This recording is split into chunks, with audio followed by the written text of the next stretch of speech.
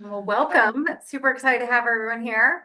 My name is Ashley Helkenn, and a few months ago, Lisa, Matthew, and I had the opportunity to be on a chart panel at the QSR Evolution Conference in Atlanta, and we spoke about onboarding to Everboarding. We had two additional chart members with us who weren't able to join us today, but because we are firm believers in chart stealing shamelessly, we are prepared to steal their ideas and share them with you. Um, so, uh, Real quick, I am Ashley Helkenn. I work for Bonchon Korean Fried Chicken. I'm Senior Director of Learning and Development and Operations Services. We're primarily a franchise system, and out of 154 locations, we're about 90 in the US, we're about 98% franchise. I've been with them about 4 years almost, and more importantly, I've been with Chart for a little over 7 years. And in that time, I have learned so much. It has changed my life and my career, not just what I've learned, but who I've been able to spend time with. And two of those people who've made a huge impact on my personhood and my career are on the call with me today. So, Lisa, since Hello, everyone. I am so you, excited to be here with you guys today. My name is Lisa Holloway. I am currently a restaurant and leadership development optimization consultant. However, most recently, I was with CKE Restaurants, where 70% of our restaurants were corporate. Were franchise, excuse me. The other 30 percent were corporate. So I've been on both sides of the world from franchising and corporate. And I'm very excited to be here with you all today and reunite with Ashley and Matthew. yes.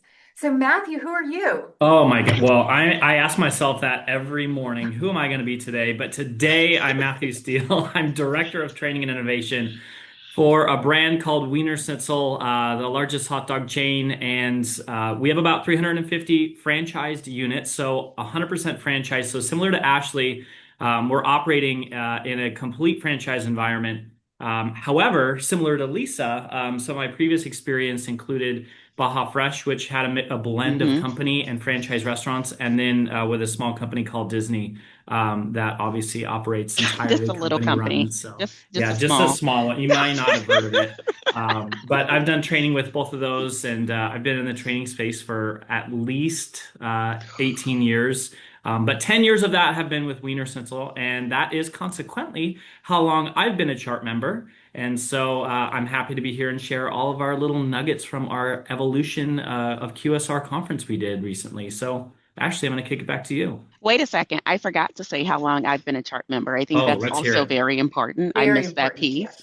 Yes. You guys know to keep me on track. So I've been a chart member off and on for, I want to say, about 12 years. So I always come back, right? Because it's such a great place to share knowledge, to shamelessly borrow and or steal uh, from our colleagues. And I've been in the industry for over 20 years. I I know it think doesn't I look fit like in it. so well to chart because of my last name. I'm always stealing. So, yeah. You were born to steal. I love it. Sorry. Oh, This is Sorry. your Matthew. today, We're not especially. here to talk about that. Okay. So, what we are here to talk about today is onboarding to everboarding. And so, let's start with what that means. Everboarding is the continuous, ongoing training and development process for employees that extends beyond the initial onboarding period. And it focuses on sustained skill enhancement, knowledge updates, and engagement with evolving company goals. So, unlike traditional onboarding, which is a one-time event, everboarding is continuous throughout the life cycle of the team member. And in 2024, which feels like forever ago, Christina Briggs actually wrote an article called Disrupting Training from Onboarding to Everboarding. And there are six key benefits of everboarding. The two that she called out the most were about enhanced employee satisfaction and lower turnover rates. Hmm. And in 2024 as well, the research conducted by SHRM, the Society for Human Resource Professionals, stated that 70%, 76% of employees say that they're more likely to stay within an employment company that offers continual training. So we know that it's what people want, and the companies who do it actually see the results of it. So let's start with the first question. Since we know that everyone can benefit from everboarding, how do you get participation, right? It's a great idea, but how do we make it happen? So everyone at the brand and all levels. Let's start with you, Matthew. Yeah. So what we started doing recently, and this actually kind of came about during COVID as well, when we couldn't actually physically be out in the restaurants as much because of that social distancing, Hmm. is we needed to incentivize the individuals, the team members at the restaurant level to go through the training when we couldn't be there, being the cheerleaders of the training Hmm. program that Hmm. we always are. So we created more or less an internal loyalty program where individuals earn points for taking specific modules. So we've kind of gamified the entire LMS experience. Even logging in every day gets you points. Taking limited time offer videos gets you points. Even taking the very exciting every 2 years compliance trainings Hmm. earn you points as well. And so you can redeem these for branded merchandise that you can't buy elsewhere too. So it's really created a culture of learning, almost like people at the restaurants are asking like, how can I get more points every single time they come into contact with one of us? And I think it's really great because that's really shifted the burden of training and Hmm. that onus onto the employee instead of the franchisee.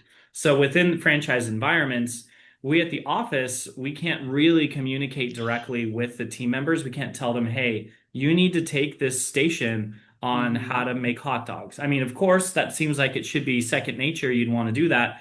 But that's the franchisee's responsibility because they are the employer of those individuals. So the only way that we can really promote that and get those employees to want to do it on their own is if we have some sort of carrot or hot dog we're dangling at the end of a stick. And so in this instance, that's what we've created. And honestly, it's driven engagement on our LMS, but it's that qualitative data that we're getting in, which is all about the excitement and really the craving for learning, which is what we're looking for too. So that's how we're kind of tackling that over at Wienerschnitzel at the moment. I love that. Your brand is so full of energy and fun and whimsy. And I'd participate. I'd do training, And get free and stuff. HR messes, but we won't get into those. I'm all about the swag. Okay. Can I get some swag sent to me You here in can. Chicago? I'd appreciate that. Good So, swag. for me, one of the key things, and when I was with CKE, it's close to 4,000 restaurants, right? And so, if we think about 70% of those being franchise and 30% being corporate restaurants, it really starts for us with the strategic goals of the organization. And I speak a lot about that because you have to be aligned from a learning standpoint. And everything from a learning standpoint should also be tied to some sort of metrics, right? Operational metrics, including higher guest satisfaction, lower turnover. And it's really all about not making it another thing, right? It can't training, development, learning, it can't be another thing. It has to be part of the flow of work. So whether it's like quick huddles, refreshers done with leadership, pre-shift, any of those things that are just embedded in the everyday part of the business and therefore creating that learning culture. And then having those clearly identified, career paths where folks really understand, even if I'm just here for some sneakers, right? I am working this part-time job because I want to go buy the best sneakers out there, right? But even if I'm doing that, I know that I can continue learning, continue developing myself. And so that's one of the ways we do it by making sure the strategic goals and learning, the learning part of the business, the learning function are tied. I love that. We take a similar approach here at Bonchon. We believe in this concept of zhang, which is this Korean hospitality culture where there's a shared humanity and connection and ownership of respect to each other. And so for us, learning starts at the restaurant support center, that we model good behavior. Regardless of what department you're in, you're required to go through all the training that affects you. And if our franchisee is our first customer, then we serve them by making sure we stay up with it. And just the pace of restaurants, things change all the time, right? That we pivot around a fixed point, but we make sure that, we may weave a little, and it's important that anyone they come in contact with have the same message. But it also creates this peer pressure that nobody wants to be the one that's not in the know. And so we have this shared language, this shared modeling of leadership. And then when we talk to franchisees, it's this ongoing conversation, and nobody wants to be the one person that doesn't know. And, so we use peer pressure with it. I know that there's been a lot of talk, even on this call so far, about the difference between franchise and corporate, right? I've worked for corporate restaurants. I now work for primary franchise. I do have a favorite, and it's where I am now. But I think there's challenges to both, right? That the ability to leverage, the ability to get feedback is a little different. So how do you gain buy-in, right? One is, how do you get it everywhere? But then how do you get people to want to? So Lisa, I'm going to have you speak for you, but also you've talked a lot about Corbin's comments. I'd love for you to take both of those if possible. Yeah, so I think one of the things that's really important at the conference, Andrew Cathy from Chick-fil-A spoke. And one of the things that Andrew said was culture and values, right, are at the root of everything. Even from a franchise perspective, when you're bringing on franchisees, right, making sure that they understand the culture and the values of the organization. So I think that's a big piece of the overall strategy. And then the other thing is, at the end of the day, it's relationships, right? I think sometimes when we're in our big building at the RSC, you forget that partnering with those franchisees are extremely important. And even with the field as a whole, making sure that you speak their language, right? You have to be able to speak the language of the operators, right? And it's not just doing during the LTOs, right? Like LTO launches, road shows, right? You have to be able to have those conversations with them. The other piece to that is really understanding, and this from a franchisee perspective, that it's their livelihood, right? So you have to be strategic and bring them along. Look, I know sometimes, right? Partnering with franchisees is not the easiest thing in the world. It can be difficult, but look, on the corporate side, it can be difficult as well, right? But being very strategic, partnering, bringing them along the journey, and really drawing that picture of success. What does success look like? Right? Connecting the dots for them, allowing them to see it and put it all together. Culture for me is the biggest thing. And for CKE, where I was most recently, it was embedded into our onboarding, into Everboarding, right? It's a part of who the organization was. And we made sure that it was relevant and exciting, right? And baked into all of our communication. So the learning function, my function had a communication plan, right? Where we connected the dots for the franchisees and for corporate continually. And the other piece I'll add to that is make sure you find a franchisee that's an early adopter. Anytime you can loop them. Yes, somebody just said it. The franchise advisory group. Yes, yes, yes, yes, yes. Utilizing them. So Hardee's had IHFA, so the International Hardee's Franchise Organization, and Carl's had something similar. And I would jump on those calls and ask for volunteers, of franchisees to be parts of things and actually present from them. So yes, yes, yes, yes, Mike. The other thing I want to speak to is Corbin's piece, because one of the things that Corbin said at the conference was really experience, right, with engagement versus compliance, right? Engagement is so important to get both your franchise audience and your corporate audience on board.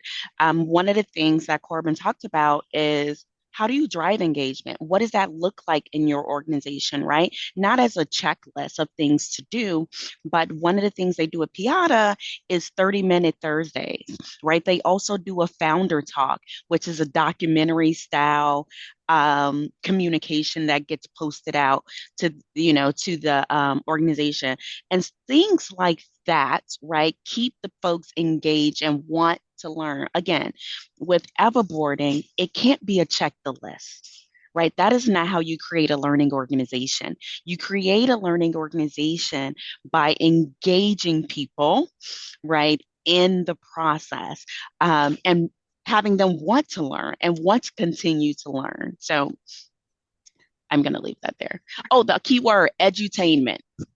Edutainment, that's right. Edutainment. Yes. How do you Can you make it Nice. spell fun? How do that we for get the points? group, Lisa? I'm curious. Um, um, I E We'll leave it at Done. that. So for check us at the Bonchon, check. trust is at the foundation of everything we do. And because these people, they did put their livelihood on the line, right? Yes. And they did it because of this love of the culture and the food. And that we have to show that we respect both of those, that we respect what they bought into and we respect Mm, the money they spent to buy into it. And so we believe trust is our biggest resource, more important than time, more important than money. And so we work really hard that that's first. And yes. and so we actually got buy-in because we kept listening. We went on this listening tour, right? And everything we did, we saved space to talk about when we rolled out our guest comment survey. We held 30 minutes at the end of, and we had one-on-one calls with every franchisee to ask what else they needed, what their pain points were, not about surveys, not about guests, but the whole building. And what we heard was, especially with our communication, our LMS, our platform that we had been using wasn't great and it didn't serve their needs. So to get buy-in, we reminded them. We said, hey, do you remember this didn't work? Do you remember this didn't work? You said this didn't work, we fixed it, right? So you said this didn't work, we fixed it. You said this also didn't work, we fixed it. And we reminded them partially so we got credit, but also to go, they're really listening. And then so then we actually had to solve it. So we solved for a lot of these issues. And then we incentivized uh, engagement. That I'm one of those, this may be unpopular in training. I don't care about training completion. We follow it, but it is not a measure of training success. The metric it was designed, that the training was designed to affect, that business metric is whether or not training was effective. And so courses are a tool to get there. And so I'm not that concerned with which tool they use as long as they get there. And as long as we tell them, do it the way that works for you. And if it doesn't, we'll remind you of other tools and help you engage. But we gave them this autonomy, which is what a lot of franchisees want. They want a proven system, but they also are their own boss and their own owner. So we really played that up. And then we incentivized and hid some perks behind early adopters.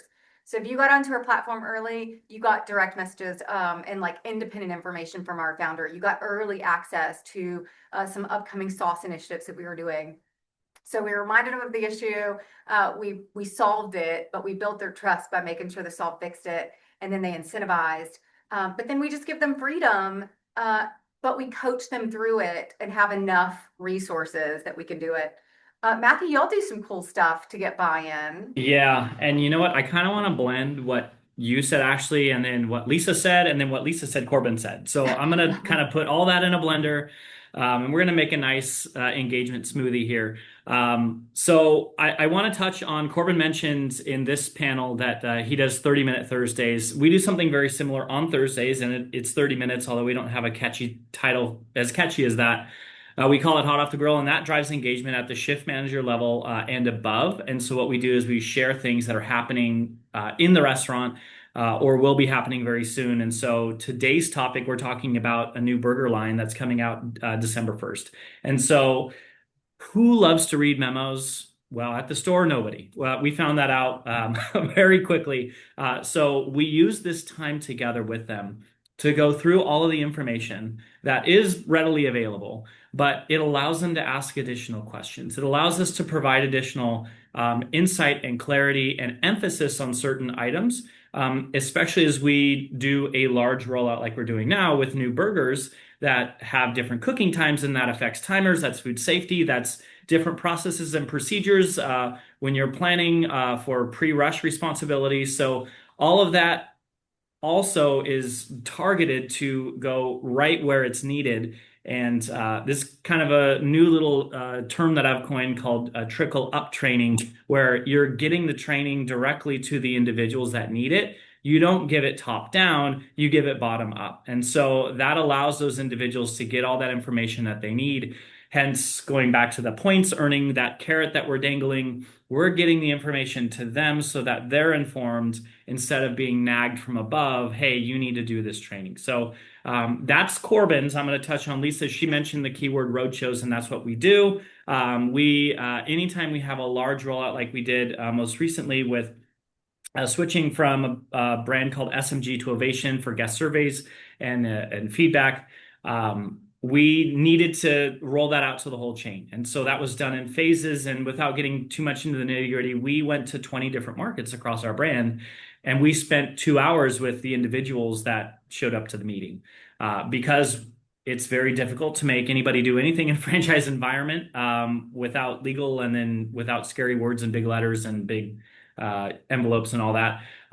We make these optional, but what we do is we show them the benefit, and I'm tying this back into what Ashley's doing, is kind of showing them, hey, here's what you get if you attend these roadshows, these training seminars. And so we did one last year called the Wiener Olympics, and no, we didn't ask for permission if we can use Olympics, but we thought we're a small enough brand that nobody's going to care, and nobody did, which is great.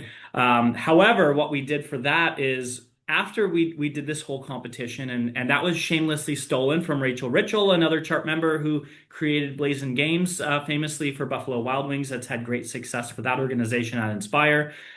We held a similar competition that made more sense with hot dogs and hamburgers.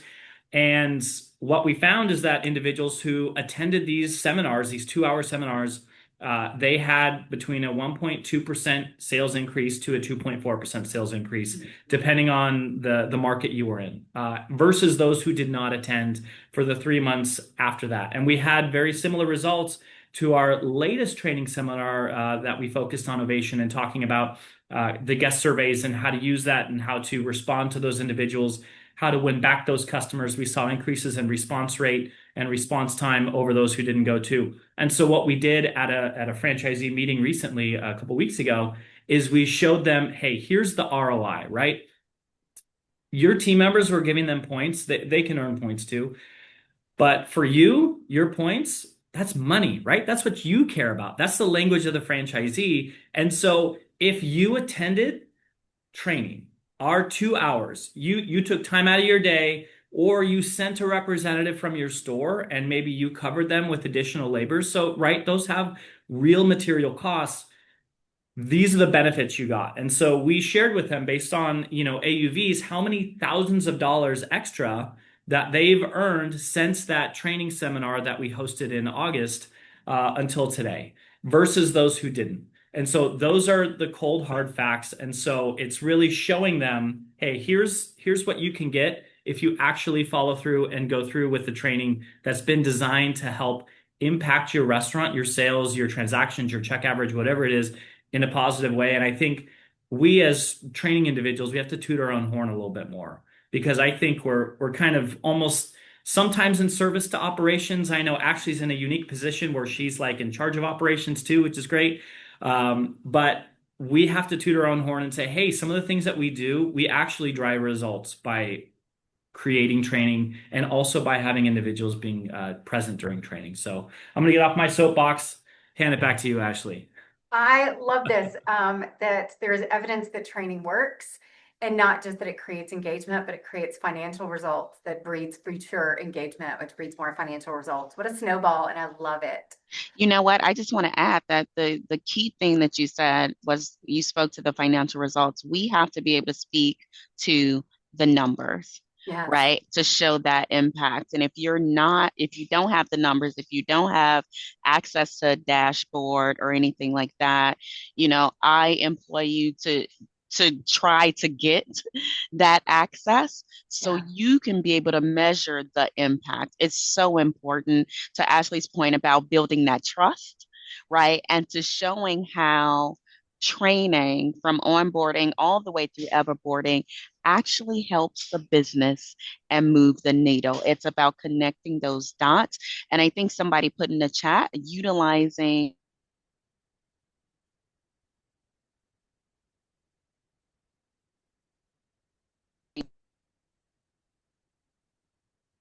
I love that. Your mic went out for a second. It's weird. Awesome. Can you hear me? I can hear you, Okay, Ashley. awesome. Yeah, sorry, there was a weird glitch. Yeah, Um, no, I got that too. Weird storms here. So, um, yeah, I think that training is a business and we run it like a business. It benefits the business, and I love that we tie it back to numbers and metrics. Speaking of metrics, since 2024, Chart has actually partnered with Opus Training to publish the Hospitality Training 360 report, and it highlights key trends in L&D, so the state of the industry, what people think, what they're actually doing. Um, and this year's results, AI proficiency was highlighted as one of the top three trends, and it's such a big buzzword. And some people don't know where to start or all the different ways you can go with it. And so I want us as a group to talk about what our companies and Corbin's, because we're going to steal his too, are doing to utilize AI. And Lisa, I'm going to have you start by talking about Corbin's first. Sorry, I was muted, so Okay. I'm back. So one of the things that Corbin talked about in terms of using AI, it was really all about using it to find themes, right? And to get your insights. So using that data, and then based on that, really looking at what are the ops results, how can impact those results through recognition, and Matthew spoke to that a little bit, right, already. So recognition and rewards. How can we bolster um, the results via, let's say, role play? Right. So, what does that look like? That engagement with the guest and utilizing continuous learning from that standpoint with role play and things that are more fun, um, not and robust, right? So folks can walk away with it, but making it continuous. Mhm. And again, it's those edutainment, Yeah. the edutainment piece of it. So you're educating them, but they want to do it, right? That's the big piece of it. And again, the operations audits, those numbers are important, right? Data, data, data. Get all of your data so you can know what you're driving towards to impact the business. Yeah. So that was some of the key points that Corbin spoke to during our session. I was about Yeah, to say a yours couple of is months ago. cool. I don't even remember when it was. There's so much, it's hard to take it all in. Matt, you're doing some cool stuff, and I want to end with yours. I'll quickly Okay, say yep. we do it with trends, we do it with data, we do it to for speed and efficiency. But one of the biggest ways we've used it is we're in this unique position where we have to get Korean culture and Korean food translated to people who aren't Korean. And and so we've been able to use AI to help us explain our service concept of Zhang doesn't translate to English. And when you ask 10 people from Korea how they explain it, everybody explains it different because it's a feeling. And so that's great, but we can't have 154 stores, each with different definitions. So also when you translate things like culture for us, we have to make sure it sounds like this, it looks like this, right? It shows these results, that it has to have a metric or else it's just this pie in the sky idea. And so we've used AI to weave this concept through what does it look like for the back of the house? Zhong for us, which is our hospitality model, looks like recipe adherence because you respect that what the guest orders is what they get, right? That is heart, that it's how we talk to each other, it's how we treat our franchisees. But we couldn't do that if we spent all the time just trying to learn Zhong so we could really speed up. And it's been really cool. It's also helped us translate the nuance of some cultural cooking into ways that non-Koreans cook, so where we still preserve what's really special about it. So for us, that's a lot of what we're doing is around the culture piece specifically to make it tangible. Lisa, you taught me how to use personas in AI, which I love and have stolen. How else are you using AI? Yeah, I think one of the great things about AI is that there's so much out there. Yes. Right? It's so much out there that you can do. And, we're just on the beginning with this from a learning standpoint, but really utilizing your LMS. A lot of our LMSs have AI tools built into them and really looking at the job profiles for all of our employees at every single level within the organization, whether it's the RSC or the field or FBCs, whatever it may be. And this is both for corporate and franchise. And based off those job profiles, actually having the employees go into the LMS and rate themselves on the competencies, right? So this is not a job review or performance review. This is self-reported for competence, on the competencies. And one of the things that this does in the system, based on how they rated themselves on the competencies and what they want to learn, the system then suggests additional learning paths for them. And it's personal to that person. And that employee can decide to share it with their leader or not share it with their leader, but they are working towards their own development in their own time. And it can definitely tie into the performance reviews and how you're developing yourself at a later time. But it's so exciting because they're rating themselves and they're moving forward. And that's what builds that learning organization, right? It's not me saying, Matthew, you need to work on XYZ. It's me looking at the job profile as Lisa and saying, I can do better at this competency, that competency, this skill set, and actually the system kicking everything back out to me and saying, hey, this is how much time I suggest, you focus on this and that. So it's amazing. That's one of the great ways that we're utilizing AI. And I will tell you, we're across, my last organization was across 38 countries, and we got buy-in from that all the way across. Love that. Yeah. Same thing I learned from you, how you take this continual learning and we weave it through as part of Everboarding. Don't forget without it being really in your face. It's really subtle. Matthew, you do something, here's what I love, is that part of your personal Everboarding is to stay really up on trends and to try cool new stuff. So you're not just Everboarding for your brand, you're Everboarding for you. So talk to us about the cool stuff of how you continually develop and are raising your organization. Yeah, so the cool thing about working in a smaller organization is we can be really nimble. So my term everboarding, I'm going to say never bored because we're always trying to create and innovate and make training a little bit either more automated, more integrated, and just more fun. So some of the ways that we're thinking about how do we use and harness AI, going back to actually what you brought up earlier, is obviously that's a buzzword, right? Everybody wants to use AI, but there's no user manual for AI. We're all taught how to drive a car, right? You have an owner's manual to your car in your glove box, but for AI, there's nothing like that. And there's different models of AI, and there's nothing on how to use it. And so it's kind of the wild, wild west right now. And so you can really make it do almost anything you want. And I love what Lisa shared about that, that AI coach, and that's something we're looking at developing. And we've kind of almost brought it back to you remember Clippy in Microsoft Word from like 15 years ago?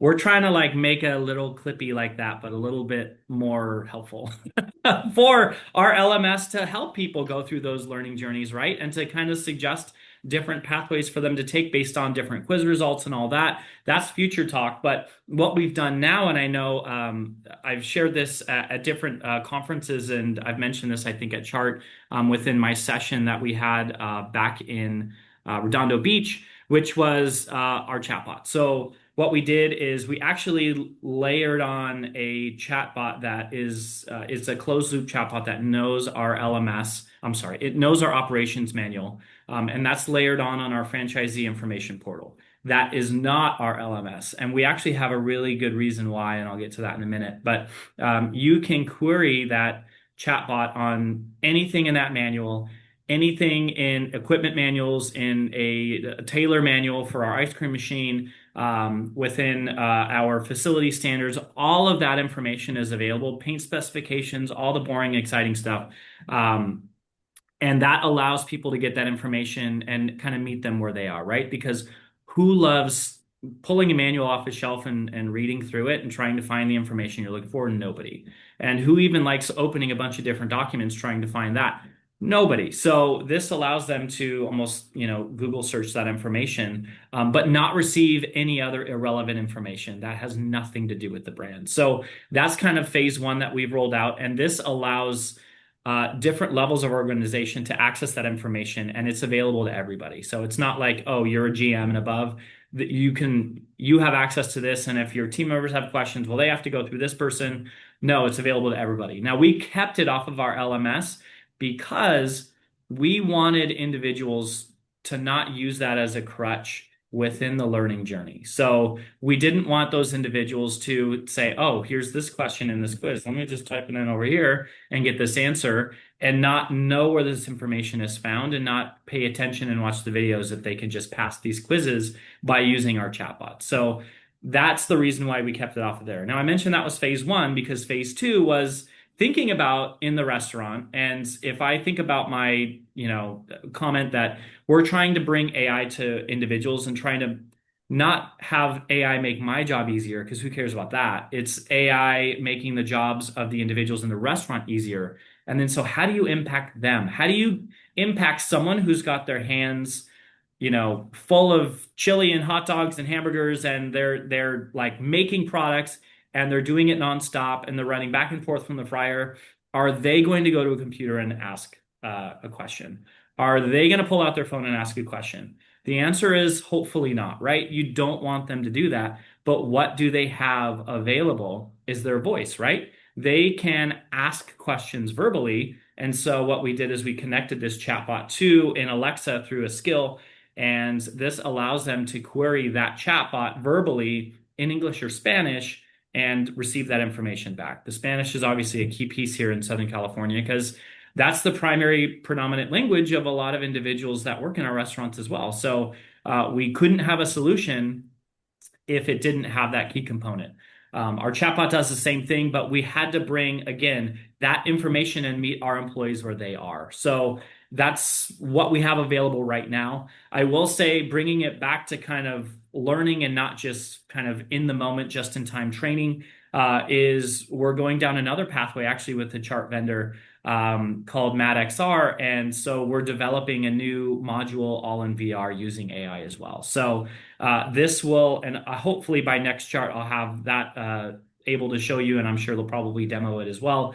But within that module, we've recreated our drive-through. And so 70% of our business is through the drive-through, right? That's our main sales channel. And so having drive-through service and drive-through speed and drive-through accuracy is really important. And if you can recreate that environment and introduce some of the key pain points to a new employee or during a new store opening, before a new store opening in VR to that individual, they can work through some key common issues. That way, they're not being thrown into the deep end of the pool when the new store opens and they're experiencing these things firsthand, and now they don't really have any practice doing it. So that's really what we're using AI and VR to target. Obviously, results are not in yet, and we're waiting to roll that out. And so hopefully we'll have something more to talk about in the future. But it's just thinking about different ways and how to have AI meet your employees where they are. And so they're not in front of a computer, right? So think about it differently and try to think about how we can mold AI either into something they're already doing or bringing something to them that doesn't include an extra step in their day. Love that. It's like a techie way to role play. Yeah, It yeah. can be hard, right? That's Exactly. why Corbin uses AI for his, is it to make it less Yeah. awkward because it's Right. nobody's judging you, that y'all found a physical way and a tactile way to do that. I want to say thank y'all so much, and thanks especially for sharing and stealing Corbin's stuff. I know there were some questions and comments. Tara, what do you see out there? So there are a couple of questions, and Matthew has answered some of them during the webinar chat, but I'm going to start with ones that have not been answered yet, and then we will go to those and read those also, just so that anyone on the recording can hear those too. The first one I have is specifically for Matthew. We have been thinking about the point store idea. Can you share who is responsible for the swag that the staff are redeeming, franchisee or corporate? That's corporate in our situation.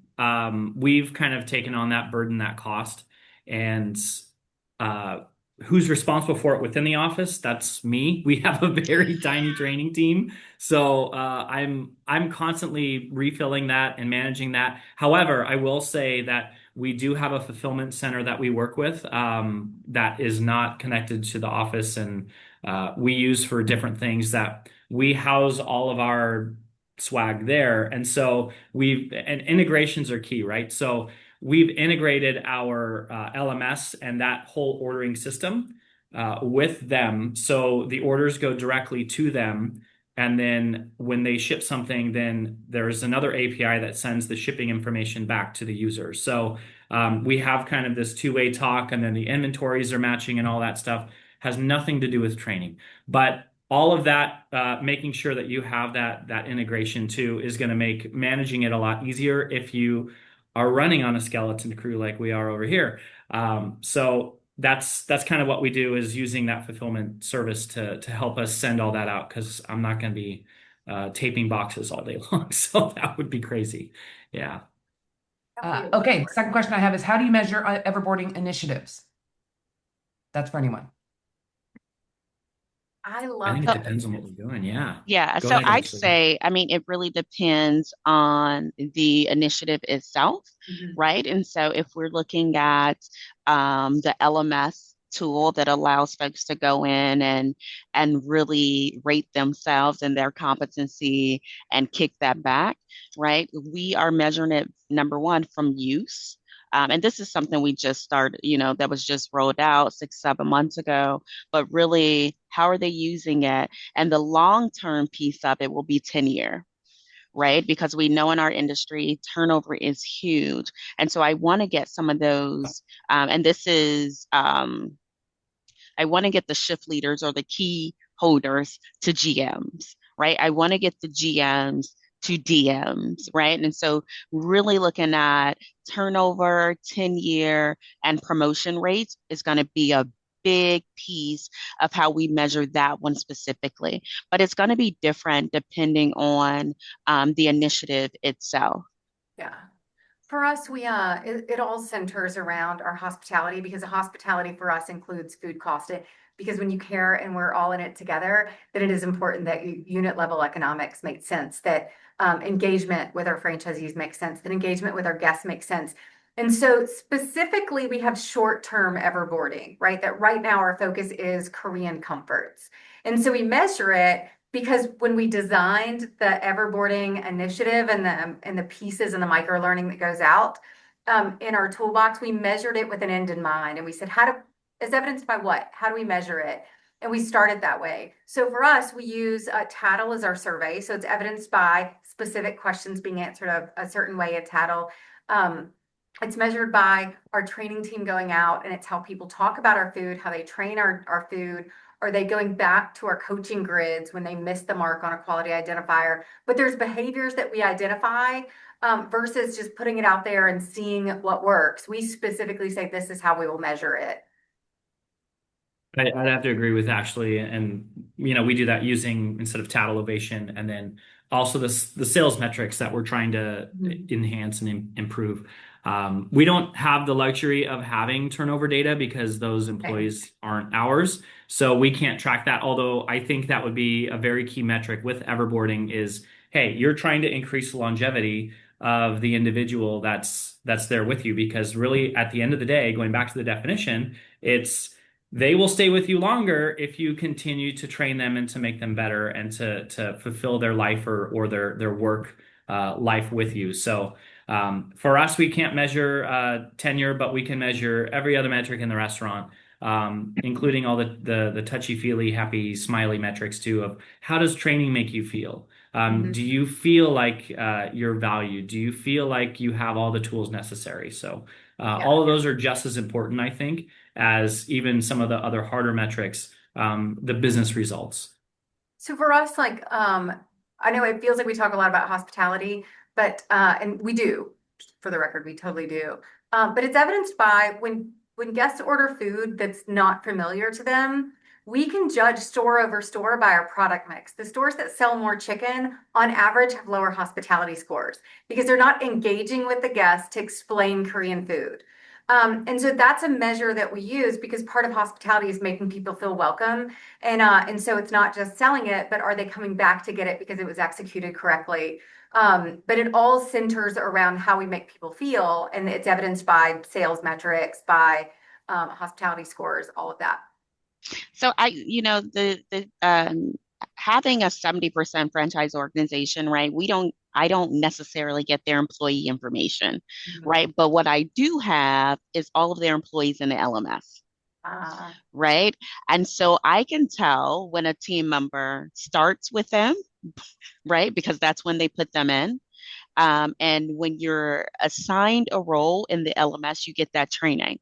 So when you start, I automatically know if they started as a team member or shift leader, right? And then really looking at that person or that group of people, uh, uh, what is the word I want to use? Development and Yeah. everything that they're completing along the way. And then when that person gets promoted, guess what? They get another batch of training. And so that's how I'm able to look at it from a franchise standpoint, right? From a corporate standpoint, it's easy. The HRS teams spits out a report, right? But the corporate, it takes a little bit more time in the LMS to pull that information, but it's so impactful and so important because then it allows you to have the conversations with the franchise owner, right? It allows you to have those conversations because what do we know? We know that they're your tenured employees a lot of the time. Sometimes they're folks you need to help become customer, but we do know your tenured employees, their productivity is mhm. better and quicker, right, than those of your newer employees. And so there's a cost benefit analysis to all of that, right, that you can do for your franchisees to help them understand this is why this is important. This is why this skill set and utilizing AI to upskill and coach on what you need to do is really important because we want those tenured employees because we want productivity, we want time to service, we want all of those things. We want the needle moved on those operational metrics. Okay, another question on here is what AI tools have you found helpful for trainings and onboardings? All of them. We use Opus as our LMS that has a AI built into it. That's been really helpful. We also use Copilot for internal things because we are very careful about what we put publicly and what is open sourced. We use We've used some video items. For us, though, it's not as helpful because we try to go as wordless as possible and use an icon language. But then we spent a lot of time with ChatGPT building these personas and profiles of who's our end user and where do we need to get them to be. So education level, typical demographic. So how does it translate? So we rely on that quite a bit. And then we also, our accounting team uses some AI software to pull data and analyze it quickly for us so we can move quickly. Yeah, I mean, I would say for us, the AI that we've developed for those individuals, using that in addition to using all of the offline stuff that we have for onboarding. But each franchisee, in our case, is a little bit different on how they onboard. I mean, we have certain tasks and certain things that we want them to do, but they all have their own each organizational differences and different processes and procedures that they have for what you should do if you're calling in or all of that stuff. So I would say again with what Ashley mentions is be careful on what AI you use and making sure that you're not putting sensitive information out into Yep. the World Wide Web and using AI also to help with communication too, which around our office you can tell, right, when an email has been run through AI and when you're like, why is there emojis in this email? And So an M dash. be careful with just copy pasting because that's not really what AI is for. It's not to do all the work for you. It's more so to kind of help get you started. And then you Yes. modify and you pare down or you make it your own. It's really that idea generator and that kind of spark, that catalyst, Yes. instead of the replacement. So I think that's kind of where there's a disconnect with a lot of organizations too, is that they think that AI can replace people, but AI doesn't have that learned knowledge. It's what I've kind of explained it to be is it's kind of like a teenager. It's a polite teenager, right? It won't tell you it hates you, but it thinks it knows everything, but it doesn't. It doesn't have those real world experiences. It That's just right. has That's right. access to a ton of information, but also it believes a lot of what it reads too. And is everything on the internet real? No, right? So it doesn't know what's real and what's not necessarily. So sometimes it has those what's it called? Hallucinations, where it thinks it knows something and it doesn't. And it's a real AI term, by the way, hallucinations. I So thought you I made would, that one up, but no, okay. I didn't. I swear to God. Look up AI hallucinations and you'll go down I a love rabbit it. hole. But so just I would just say be careful with how much you use AI. Use it sparingly when it's not needed as well. Yeah, the one piece I add to that is so for training development, right? So your instructional designers and those folks. So my team actually, their first draft, like I said, if you ever, and some folks have probably heard me say this before, but if you are ever not using AI, right? And obviously it's the paid version because I don't need our stuff being out there in the world, but for your first draft, right? And partnering with stakeholders to review that first draft before you go, right, deeper into it. That's been a big help of to aid with speed to market of all of our programs, right? Because that development time takes time, right? It's not just the LTOs that we're building and we're partnering with marketing and culinary and all of that, but it's all of those pieces. And so we use AI from a training development standpoint, right? Instructional designers. Our tool, Articulate, actually allows, it has a piece in it where we can translate, and I think it's over to like 60 different languages. Don't quote me, but we utilize that tool within the system to translate all of our training. So we can get it out to those 38 plus countries, or whatever it may be. And so that's one of the ways that we really use, AI to aid in the development of what we're producing for the organization. I will say that I think everyone should use AI to proofread. The quickest way to lose for us, to lose trust with a franchisee or with our peers is bad grammar, bad spelling. So if nothing else, it will do correctly almost all the time. It's amazing. But I highly suggest to check it for proofreading. Okay, I think we have a quick time for one last question, and there's been a couple that have been asking Matthew for specifics around the Olympics. I'm going to read three of them to you quickly, Matthew, and if you can just, I know you've answered some of this in the chat, but Okay. maybe for everyone to sort of put it in one place. What the first one was, does your LMS have gamification capabilities, or how are you tracking these points and linking it with swag? I am curious about how your LMS points work, how many points are awarded for a module completion, logging in, how many points you get your swag, and the other one was, how does the LMS Olympics work? So I'm giving you that Okay. bucket of questions. All right, here we go. We're doing a three pack here. So, yes, it has, our LMS has capabilities to track the points and awards points automatically as soon as they do what I'll call a triggering event, which is log in, they go through a training, they pass a quiz. We even have it where there's bonuses awarded if they get over 90% on the quiz. Then they get extra points, right? So or 95 or something like that. So it's just causing them to, hey, if you be extra careful and you're even better, you're at the top of your class, let's just say, then you get points awarded. Also, there's deductions if you fail a quiz. So it also causes individuals to be a little bit more cautious on how willy-nilly they're trying to go through quizzes and if they're just spamming it to get it completed. So all that's tracked, they can see their point balance and they can spend it right away. So that's integrations that we have with our LMS. The second question was, well, I'll go to the third question first, which was the Wiener Olympics and how that was run. Like I mentioned, I stole that from Rachel Ritchell, but I had to adapt it because they have a much more, I'm going to say robust version because they have a whole team dedicated to it. We didn't have anybody dedicated to it. It was just we were fitting it into existing things, existing visits, existing training seminars that we were doing. And so what we did is we allowed everyone to attend these training seminars, and we had three different competitions. We had a portioning competition, we had a build competition, and we had a knowledge competition. And so those three prongs kind of enveloped what we could do in a meeting room scenario. So portioning, we brought a sauce with us, and so we had scales, and we said, okay, I need you to portion this sauce on this scale, and we gave them a certain amount. So they needed to portion exactly that amount, but they didn't see their attempts, and we gave them 5 attempts. And so they would do a portion, and we'd say, okay, we would record it. They would do it again on a wax paper again and again and again.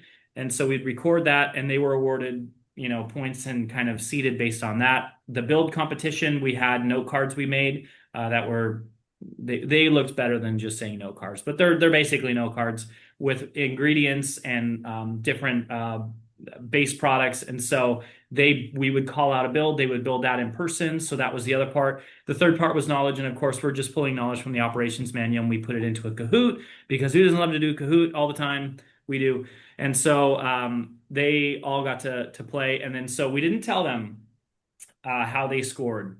They kind of knew if they felt like they did very well on the Knowledge Bowl, and if they got builds right, we told them that. But they didn't know where they placed within their little session. And we invited the top 20 to the office, and so the top 20, we paid for them to come out to the office, and we had on site a restaurant, and so we went there and we actually had a different competition, but more hands-on and more real. Within an actual restaurant. So without getting too much into the nitty-gritty, we did pick 5 winners that we paid for their tickets to go to our national conference, which was that year in Hawaii. So that was a very cool experience for them, and they got kind of all expenses paid, which was several thousands of dollars per person, especially if you were coming from like a weird town in Texas that doesn't have an airport.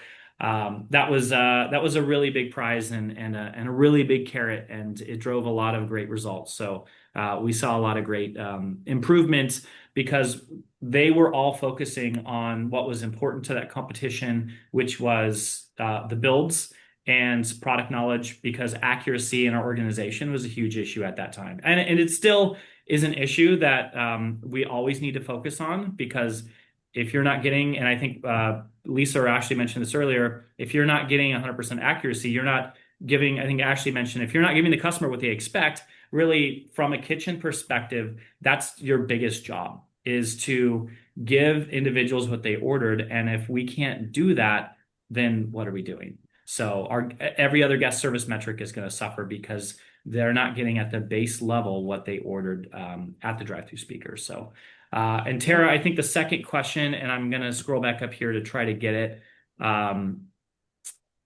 about the LMS points, about awarding points and things like that.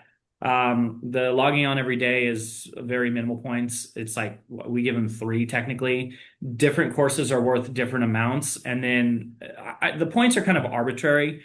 But what I like to do is see, okay, if you're a team member, you're completing there's a certain journey, right? And there's different things you're completing, and you get to the end of whatever this team member journey is, you're going to have X amount of points. And so what do those points get you, right? They shouldn't get you everything, but they should get you something.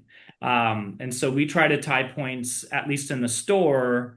I just use a simple, and this is the credit card earner in me, is 100 points to $1, right? So our products are priced generally based on that. So they get to they probably earn through the team member journey, I would say close to like $8 to $9 in points, and then they can use that to spend on different products, which again aren't like big ticket items, but if they keep logging on and they keep taking limited time offer videos, which come out, and compliance training, all that, then they can earn a lot more. So that's kind of the answer to that question. Okay, and I think we are out of time. We're just past 3 o'clock. So thank you so much, you guys. Really appreciate it. This will all be recorded on the webinar website by the end of the day. Thank you so much. Thank you so much. Bye, everyone. Bye. Thank you.